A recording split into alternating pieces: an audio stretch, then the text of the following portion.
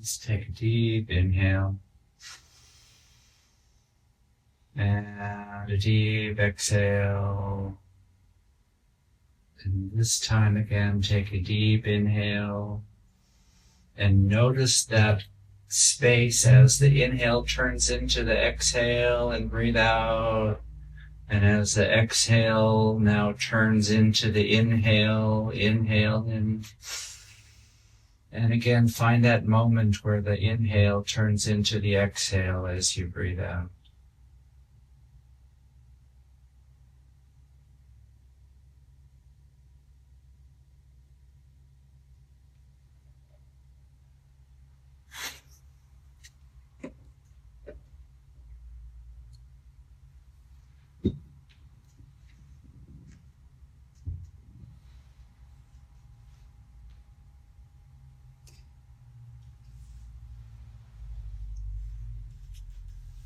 So in last August, my wife passed away after 2 years of dealing with cancer, and we had had a magical kind of marriage, and our love was very, very full and free, meaning that we didn't have fears or limitations that much.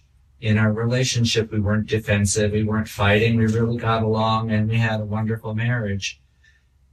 And part of what we were doing for her health reasons were, we had a woman we knew in Illinois who was a channeler, and she had 9 beings who kind of got together and spoke through her, and they called themselves the Mary Group, M-A-R-Y. They weren't associated with any other Marys. It just was the name that was given to them.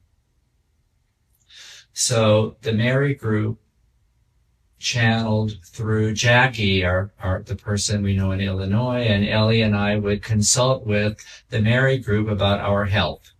So with Ellie's cancer, thyroid cancer, slowly having her health dwindle away, we would consult with them, and they were wonderful about all kinds of advice. They were probably the most positive and encouraging and loving beings of any sort, in a body or out of body, that I've ever encountered or spoken with and had high regard for. So after Ellie passed, I had a session with them, and so I said, well, is Ellie there? And Ellie showed up. And I said, well, what about continuing our relationship? And she said, absolutely. She was so excited about it. And so slowly through that continued conversation, we call it, since she passed, we have had a relationship both in the physical plane through my body and being present here, and also had a relationship on the soul level. And so she said, first of all, tell everybody that all I did was put on my cloak of invisibility. So you can't see her, but she's here. Everybody who's passed is all here. There is no this place and somewhere else. It's just our senses that keep us from seeing things in a limited way and not noticing what more there is to see. So certainly sometimes you might have noticed with your senses, you can hear something and you know it's something that you shouldn't be able to hear, but you sense that hearing, or you see something with your eyes that's more than what's really there. Sometimes if we look at flowers, all of a sudden flowers just seem to light up and they have more of a glow or a bigger quality, or their fragrance becomes stronger than it would have been before. And that's our senses that can expand and be what we call edgeless. They're not just these limited 5 senses that we think of, but they can include all the way into the experience of the true nature of things. The true nature of things is how our souls are.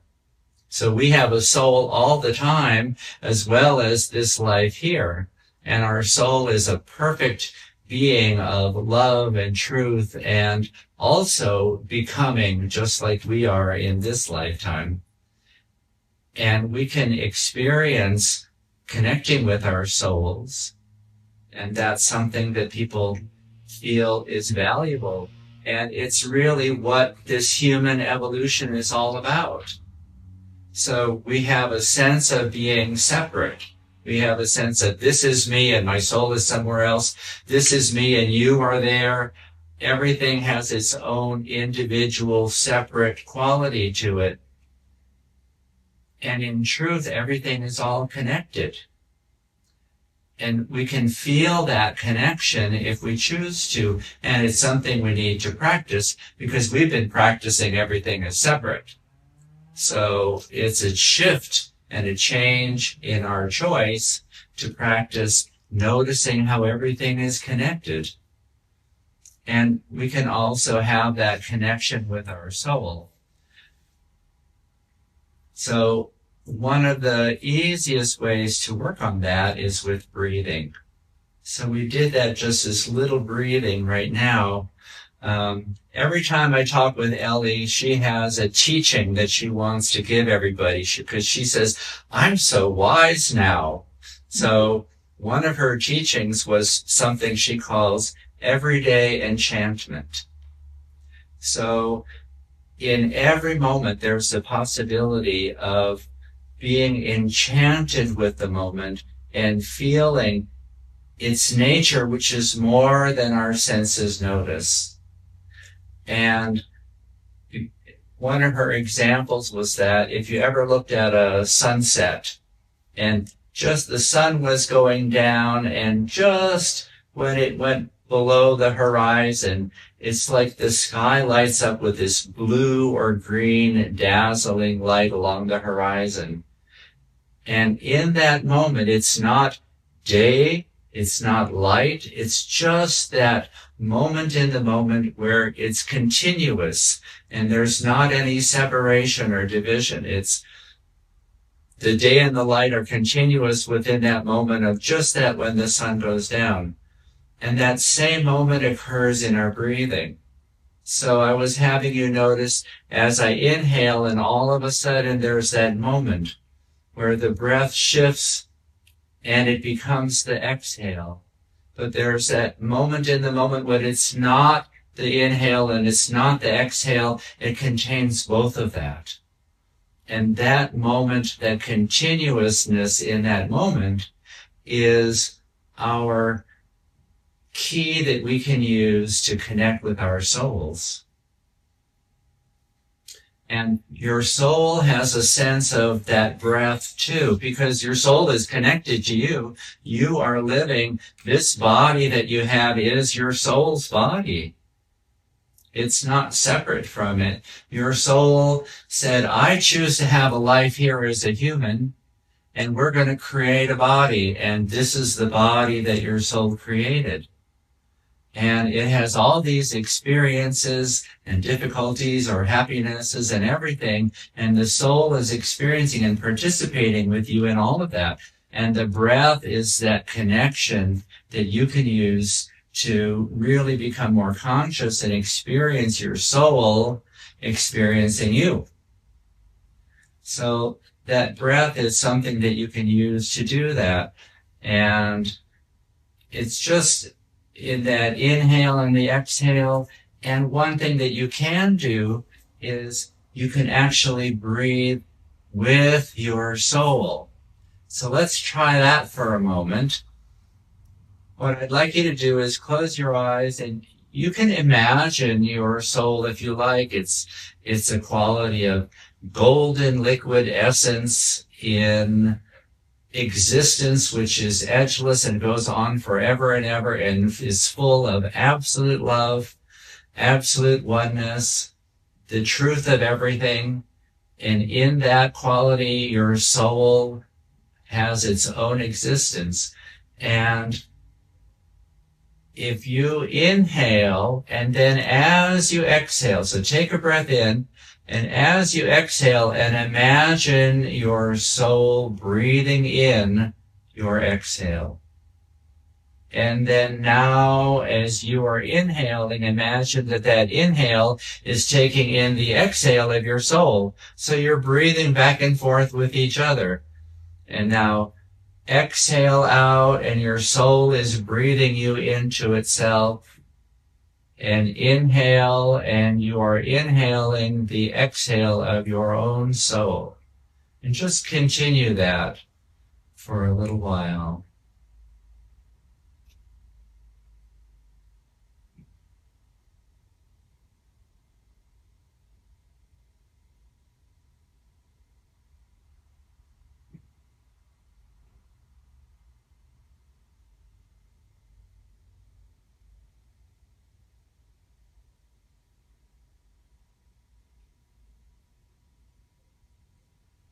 Just keep breathing. Every breath you breathe is absolutely brand new. You have never breathed it before. Every breath is always this connection to your soul, connection to yourself, connection to the whole of you, and connection to oneness, connection to everything that exists is all in a state of union.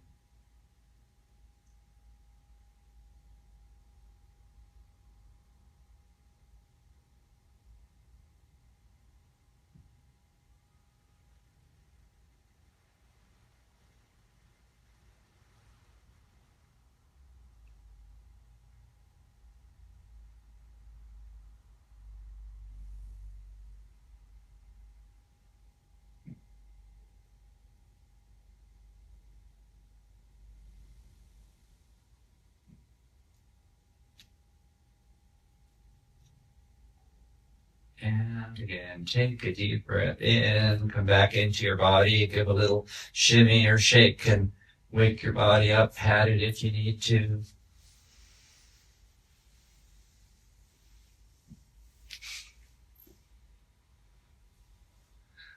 One of the interesting, amazing things that I've had the experience of is when Ellie and I decided to continuing have a relationship, that she can also experience being in my body.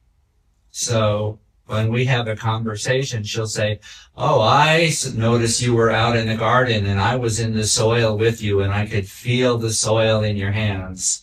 Or she was happy about being by the ocean or being up on top of Haleakala. We went to Maui this summer.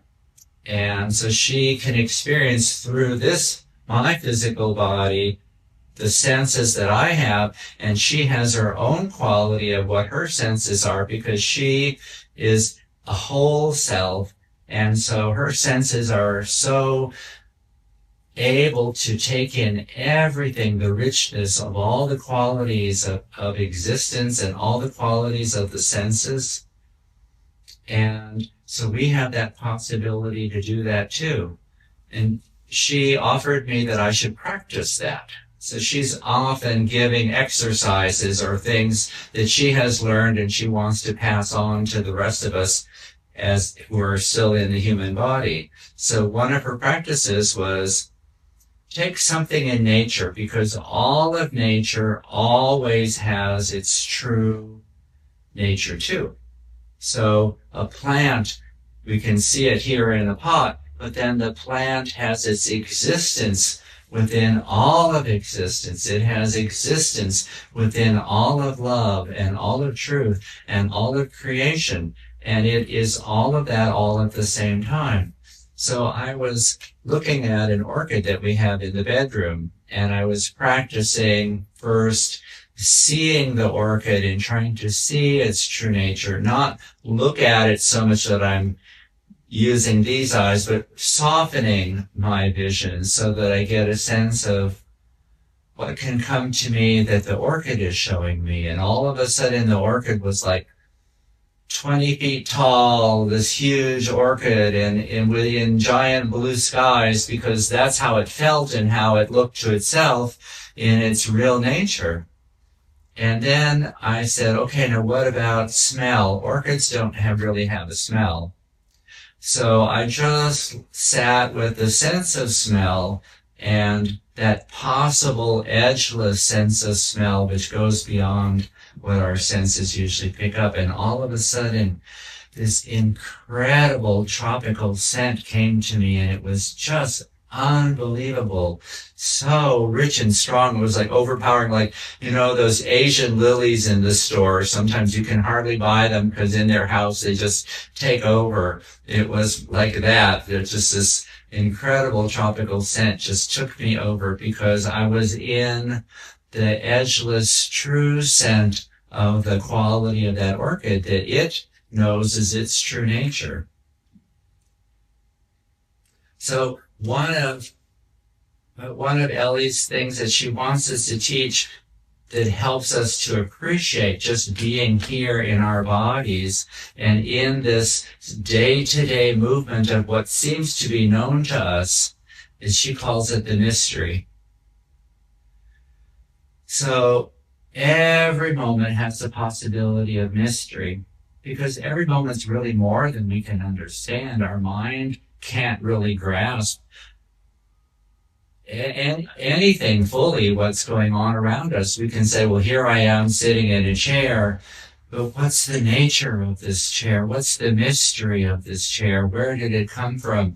All the people who participated in it and all the earth and the minerals that were ground and collected to be put together to make this chair whenever it was made. And then the quality of sitting and resting and being in this moment. Every moment has its mystery. Music. Where's that coming from? Ice cream truck. Oh, that's lovely.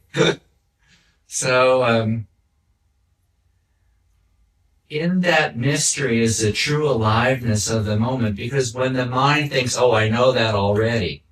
This is familiar. I know what chairs are. I know the clothes I put on. I know when I get in my car, I'm going to go to my house and what my house looks like. The possibility is that every moment that seems known to us is really a mystery. Even when we go to our house, that house has its own life.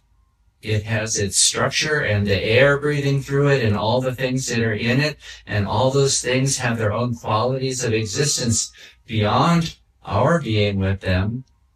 And we can actually go in and greet our house and say, hey, house, how's it been going while I've been gone? And that mystery of that moment of being with your house right then, even though you're saying, well, my house is known, I've known it, what it's like, my mind has everything figured out. But it's always more than that.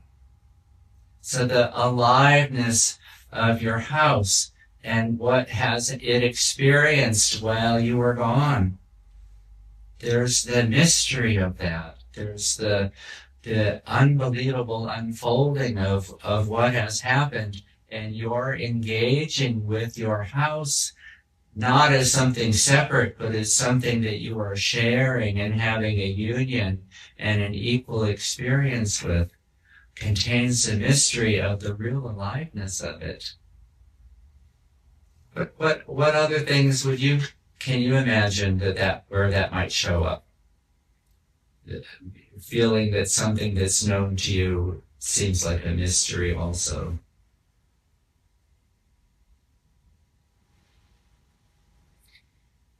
Just sitting here when you were talking about sitting in the chair, Uh-huh. I realized I'm getting very warm in my body. Oh. And, to answer your question, the, experience of our own body is a Absolutely. real mystery, that we always. It's a real mystery, wow, I'll say. And it has that whole of ourselves and our soul, which is part of this mystery too, which is always something that's new and possible. Yeah. I'm 45 years a doctor. I do natural medicine and chiropractic. And a lot of times people are very stressed and they're anxious and they're busy worrying about things. And I remind them that we really only have two things we have control over. We can have control over what we put our attention to and how we respond to what shows up. And we have control over our breath.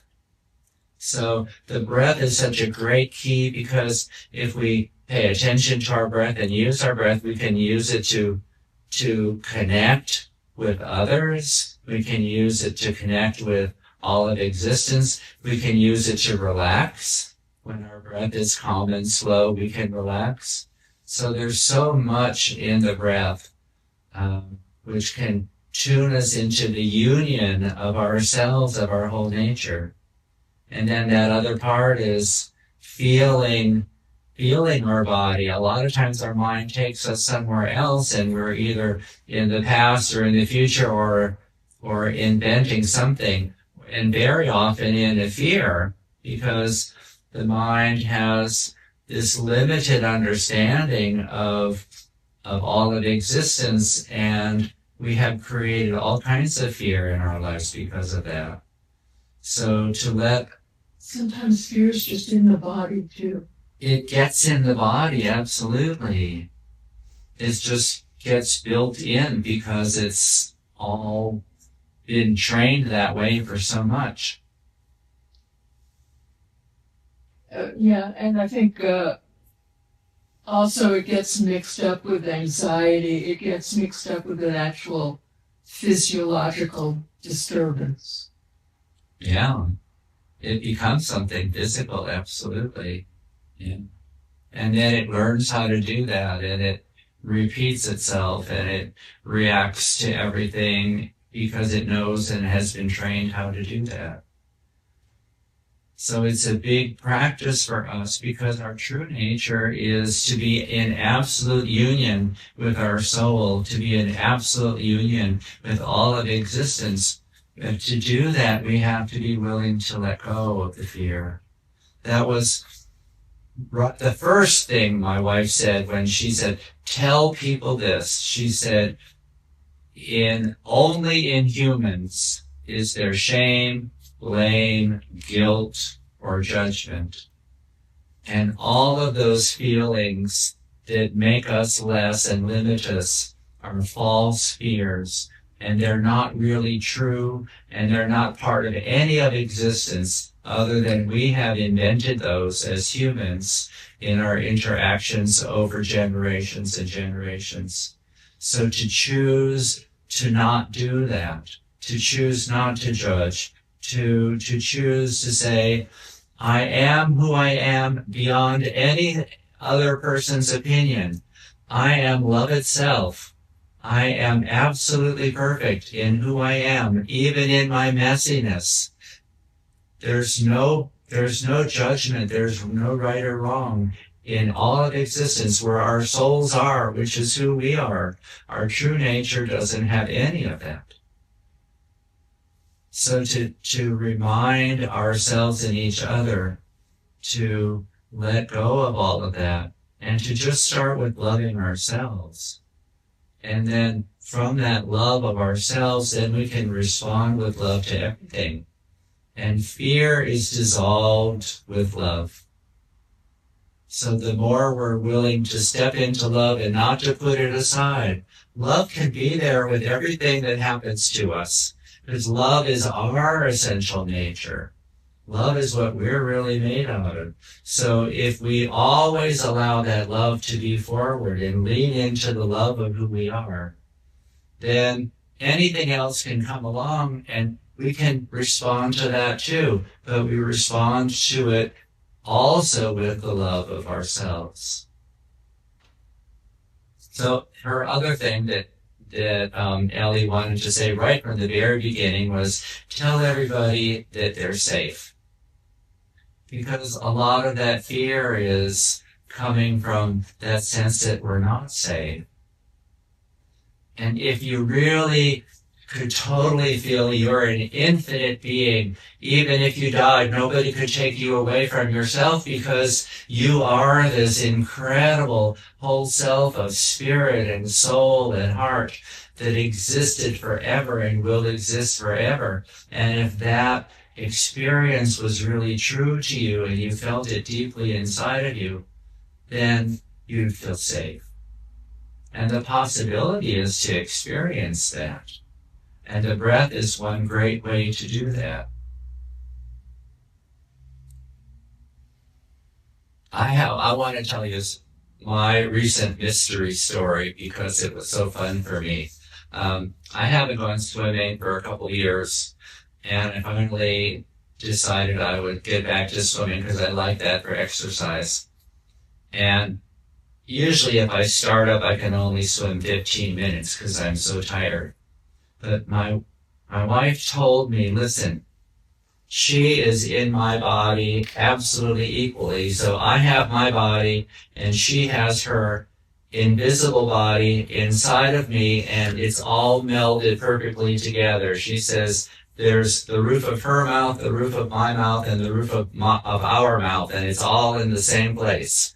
So when I went swimming, I said, oh, Ellie's body is my body too. So we're both swimming. And I just paid full attention to her and to being our body. So we were both swimming. We were both doing all the strokes at the same time. And the other thing is water. So we all have a sense of what water is, and we have a sense of that with our limited qualities. Water has a taste and a smell and a touch and the sound of water moving. But water has this amazing, edgeless, infinite nature to it too. And Ellie, my wife, has this ability, of course, because that's where she is, to tap into and experience that quality of water. And because she's in my body, so we had both of those experiences. So I started swimming, and all I did was pay attention to the feeling of being in water. And I swam an entire hour, and I wasn't tired at all. And since I have gone 5 more times, and every time I swim for a whole hour, and all I'm doing is paying attention to Ellie and me being in my body. And now my body is a total mystery to me, because it's not just mine, it's her body too. So we have hers, mine, and ours all together. But this mystery is so fascinating, because allowing it to be there without trying to define it or figure it out or make it something, and just experiencing it, even though it's something very known. It's me swimming in a swimming pool. But to allow the full mystery of it allowed me to swim without any effort at all, and without getting tired or sore for an entire hour every time. It's just amazing. And what did she say? Huh? What did she say in reaction? Oh, she loves it. Because she loves the feeling of water, and the quality of flow in water. She even made a joke once when we were talking, and she said, "Watch out, I'm going to come out through the pipes." Because that feeling of the water flowing is something which is so amazing. She gave me that experience also when we started practicing both being in my body, but then I also was practicing being in my whole self with her, where her existence is.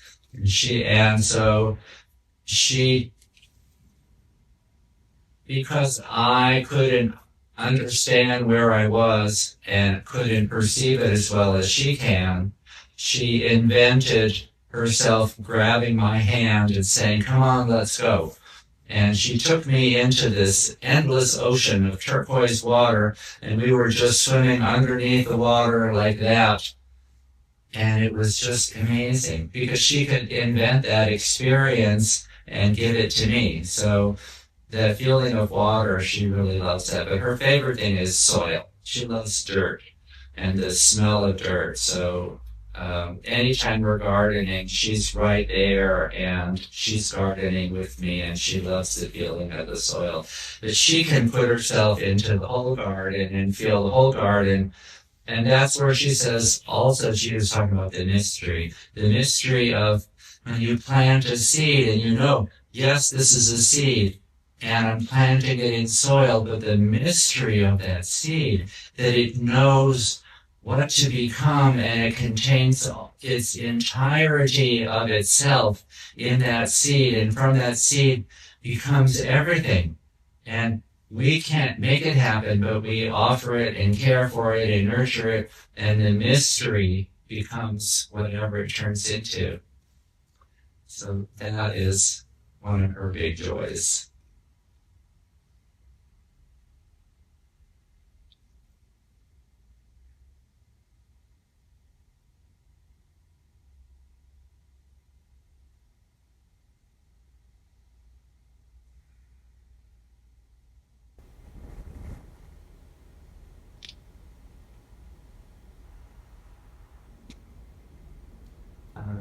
So what do you have any senses of in your lives that you have a connection with this edgeless nature of where everything exists?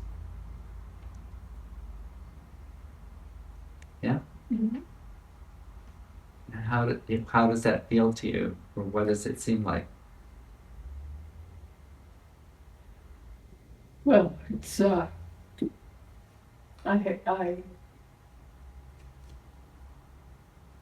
in my life at this time, I keep coming back to that edgeless source throughout the day.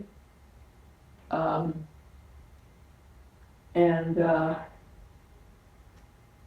That's the only reason we ended up here, I'm sure. You know, an interest in that and an awareness of that. Everyone has it. Right.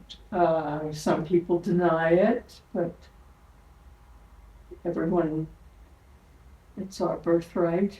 They do, and everybody's longing for it. We all want love, and that is the love. Is the love that's of loving is all that existence, and everything is made of that love, and we're made of that love too. And how are the ways that bring you back? Is it a thinking about it, or I go back to breathing into my heart. wonderful? And it varies. I mean, I go through periods of different practices that help me. So a few months ago, whenever I started thinking, I would fill my head with flowers. Oh, wow. And that really helped for a good few months. That's incredible. But then they started wilting. And I knew I had to find a different practice. And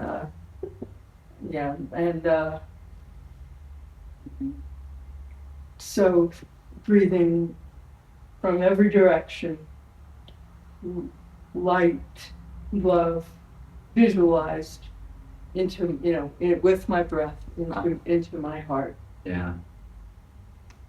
That's so wonderful how that works for you.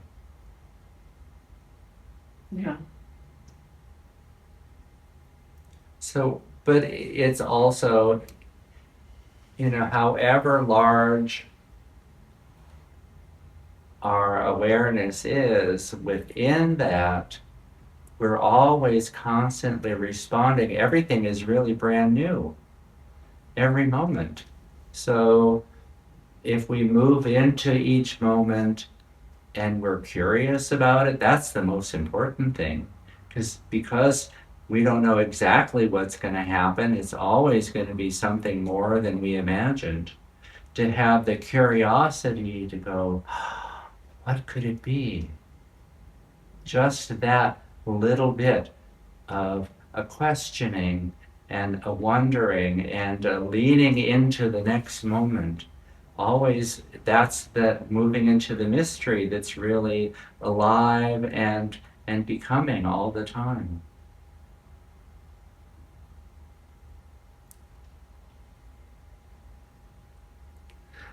Like, if you imagine, maybe we have some habits that we do, like,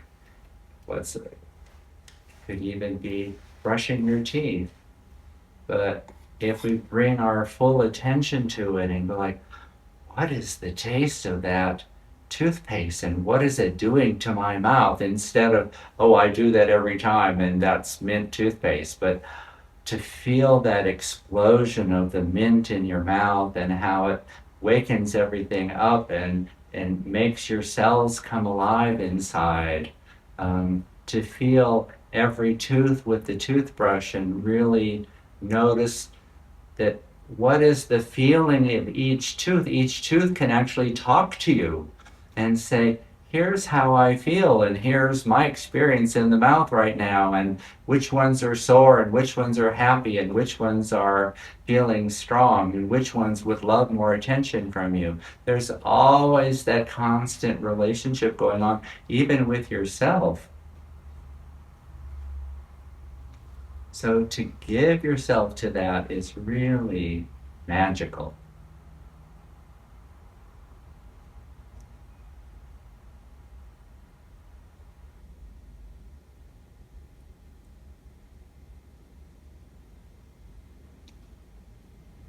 That thinking about one of the words that for me describes that experience is delight. That we can find delight in almost any moment. And it was one of those things, again, that Ellie wanted to pass on to everybody, to feel the delight in not just what's brand new and a surprise, but feel the delight in what our normal activities are, because there's always something more than we knew, and to find the delight in it. And she said, back before, this was her memory that she gave to me because I didn't have that memory. But before we came on this planet and she and I knew we wanted to have this life together, we were having a, she said, it's imagine sitting on a tree branch and we're swinging our legs and we're saying, let's have a life down on planet Earth. And she said she didn't want to get married until we were friends for some years, because she saw when she was looking down on all the lives of humans that they seemed to do better together as partners if they were friends. So we were friends for 10 years before we got married. And then I had told her at the same time I wanted our relationship to be delightful. So it was fun that that word came back up in talking about delight. But delight is something we can find in any moment. We can have that possibility of mystery and delight and love and uplifting. That's our true nature, to have that possibility and to allow the possibilities to be there for us.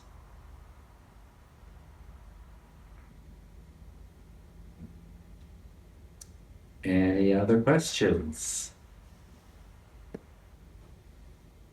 I have to watch the time.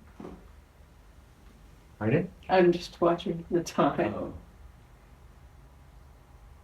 Oh, I have this up here. So that woman Jackie who channels the Mary group, she's also an amazing painter. Beautiful. And so this was painted in January, in the end of January this year. Ellie came to her. Jackie paints very intuitively, so sometimes she'll do an entire painting and she almost like she doesn't realize she did it until it showed up, and it's just incredible. But so Ellie came to her with the help of her beings that she channels, and Ellie went into Jackie's consciousness and said, I want a painting of Michael and I. So this is Ellie and this is me, and this was 9 months after Ellie passed, and she came to Jackie and said, this is how I want it to look. I want these colors to be me, these colors to be Michael. Add a little extra face color for his, because he's still in a human body. And so this is the sense of the relationship of the two of us out in all of existence as whole beings. And there's also this third being in a way. Sometimes people look at this and they see this is a person and these are like wings or something, because you can see it looks like there's a person here too. And in truth, there is. In every meeting of us, even my meeting you and you and you, that relationship in this moment of connecting creates a third being, which is the energy of the two of us together. So there's your energy and my energy, and then the energy of the two of us is also a being, and it has its own qualities which are differing from us separately, because it's the qualities of our connecting and uniting and being in union with each other. So that is what this painting's all about.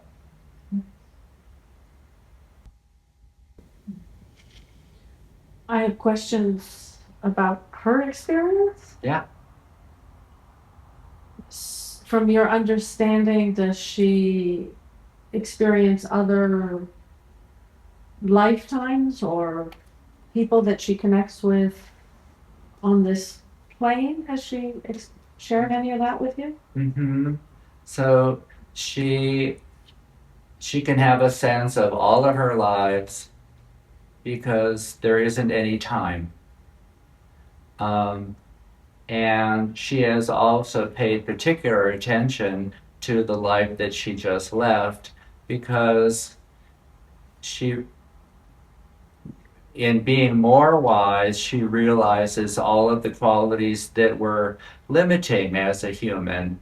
And that's why she wants to bring the teachings back, because she could look at her whole life and see how there were ways that she was feeling guilty or shame or judgment against herself or low self-esteem and all those things. So she had a sense of life review, but not in a way that somebody says, oh, you did good or bad and judging it, but just to have a bigger understanding of her entire life that she had, and in the most positive way, because she said, as now when she looks at it, as hard as life was when she was slowly dwindling away and dying from her cancer, how exquisite it was still at the same time to be a human being in a body. And we don't necessarily have that bigger view to realize how precious it is to be here on the planet and all the possibilities of experience that can be there. And so when she passed out of that and could look back at it, it really gave her a big appreciation for it. She did intentionally go and find somebody that had been a friend that passed away when she was 16, and so she said, "Oh, I can find them and meet them and see how they are and that they're okay." So she did that. Um, she has. Um, she loves to learn. Um, so she learns about all kinds of things, and the knowledge is all there available, because when we're wise, all that wisdom goes is part of all of existence.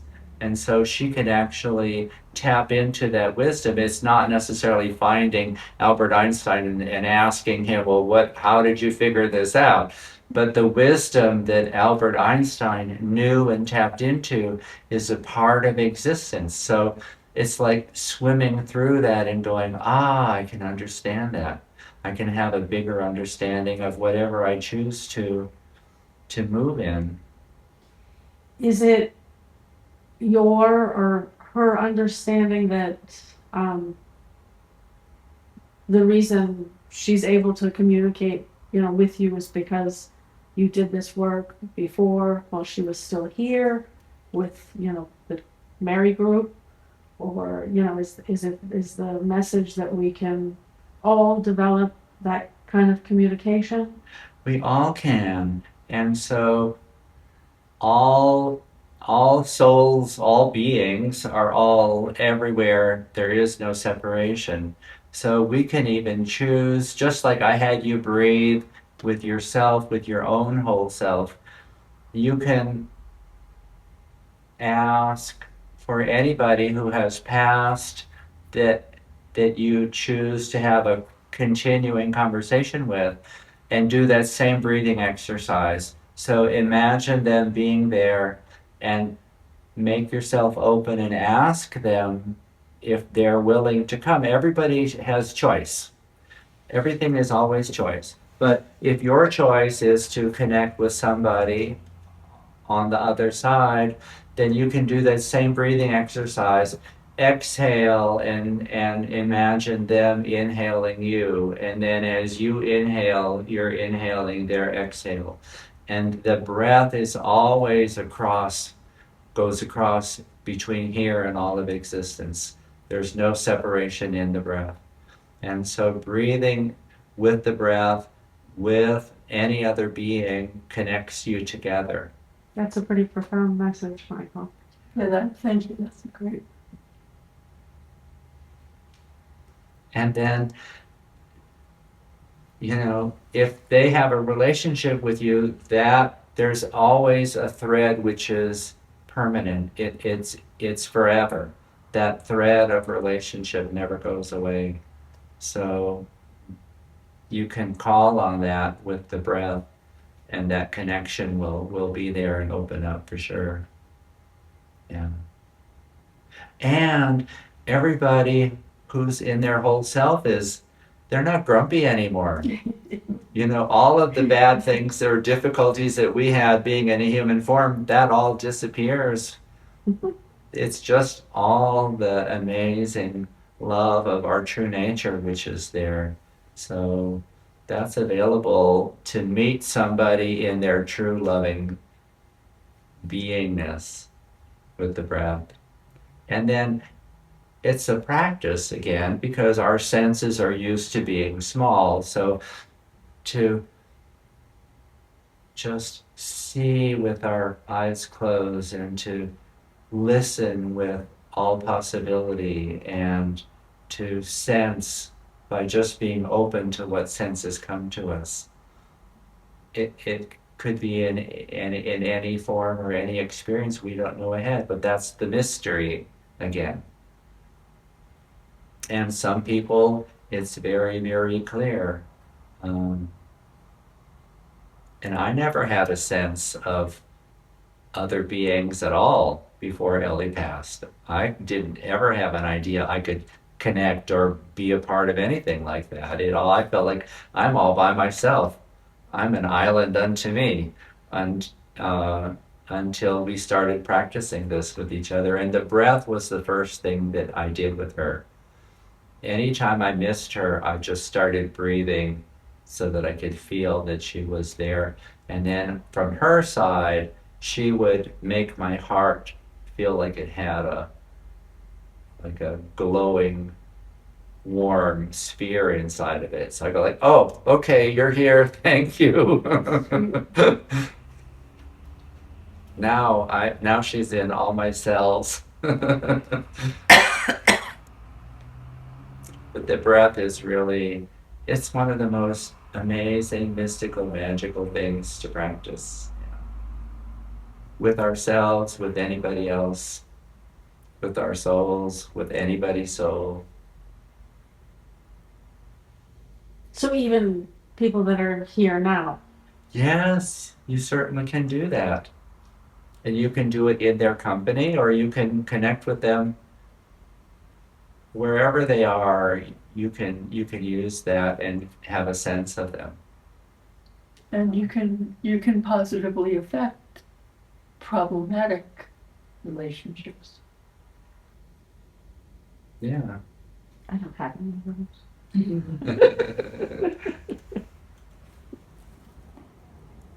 So you're so quiet. I'm just absorbing it all.